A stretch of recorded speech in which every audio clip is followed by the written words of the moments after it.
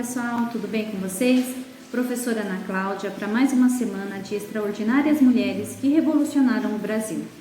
Essa semana nós vamos ouvir a biografia de uma mulher extraordinária que acabou de receber o título de doutora honoris causa pela Universidade Federal do Rio de Janeiro, Carolina Maria de Jesus.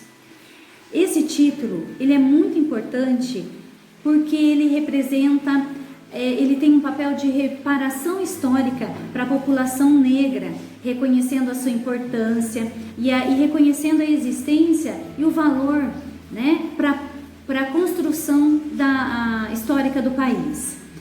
Carolina representa a luta, a coragem e a resistência da mulher negra. E a sua obra é fundamental para entender a literatura marginal e periférica do Brasil. Vamos lá? Ouvir a biografia dessa doutora extraordinária? Carolina Maria de Jesus, a voz da favela. Ela nasceu em 14 de março de 1914 em Sacramento, Minas Gerais, e faleceu no dia 13 de fevereiro de 1977 em São Paulo. A mineira Carolina Maria de Jesus morou por muitos anos na favela do Canindé, às margens do rio Tietê, em São Paulo. Em sua imaginação, residia em castelos.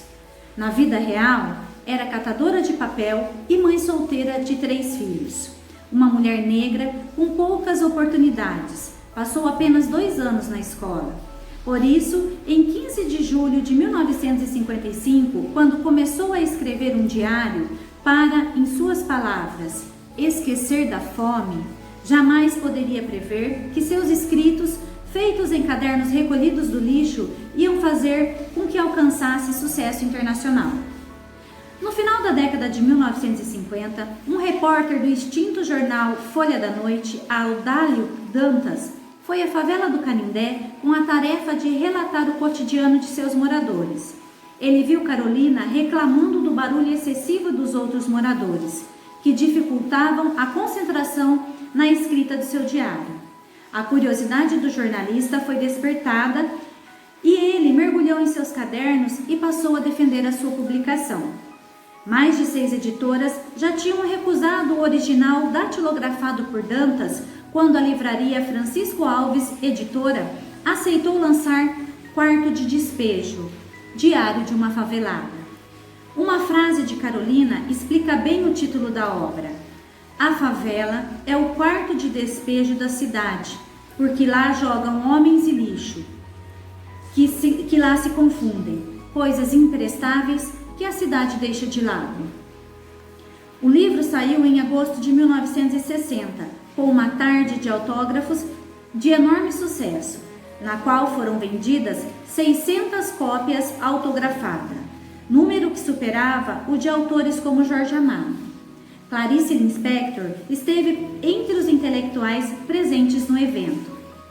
Na livraria, fotos expostas nas paredes retratavam o dia a dia de Carolina, e faixas traziam trechos do livro escritos em carvão, como uma que dizia: o Brasil precisa ser dirigido por um homem que já passou fome.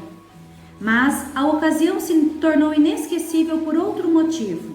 Foi a primeira vez que Carolina e seus filhos, João José, José Carlos e Vera Eunice, conseguiram, no mesmo dia, almoçar, jantar e vestir roupas novas. O relato tão pessoal do quarto de despejo continua relevante até hoje. O Diário de Carolina traz um ponto de vista com pouco espaço na sociedade e, por consequência, na literatura. Já na ocasião da publicação, jornalistas e escritores destacaram a denúncia social expressa em suas páginas a partir de descrições pungentes sobre a miséria e os sonhos dos moradores da favela do Canindé. Mesmo sem respeitar a norma culta da língua portuguesa, o livro recebeu repercussão internacional e foi aclamado pelo público e pela crítica. Tornou-se um best-seller traduzido para mais de 10 idiomas e vendido em mais de 40 países. Com tiragem esgotada, em tempo recorde, Carolina logo realizou o grande desejo de sair da favela e foi morar em uma casa em Santana com os filhos. Os antigos vizinhos ficaram indignados com a sua ida para um bairro de alvenaria, como ela própria dizia, já que ganhara dinheiro com histórias sobre a comunidade. Entusiasmada com o sucesso, a escritora se aventurou também na música, lançando um disco no ano seguinte. Em 1963, houve 2 novos lançamentos editoriais, Provérbios e o romance Pedaços da Fome, ambos com pouca repercussão.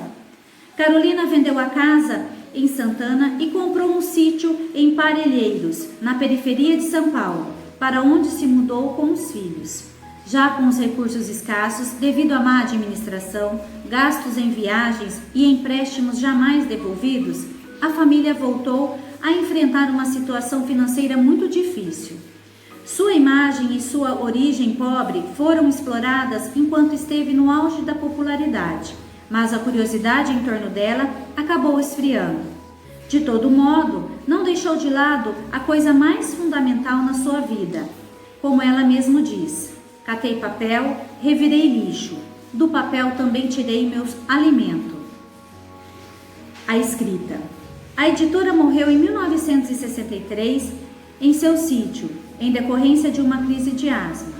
Pouco antes, entregou a jornalistas franceses o manuscrito do Diário de Bibita, livro lançado quase uma década após a sua morte, no qual ela fala da infância, da luta contra o preconceito social e a miséria. Extremamente produtiva, ela ainda colaborou com diversos jornais e escreveu poemas, contos e cartas.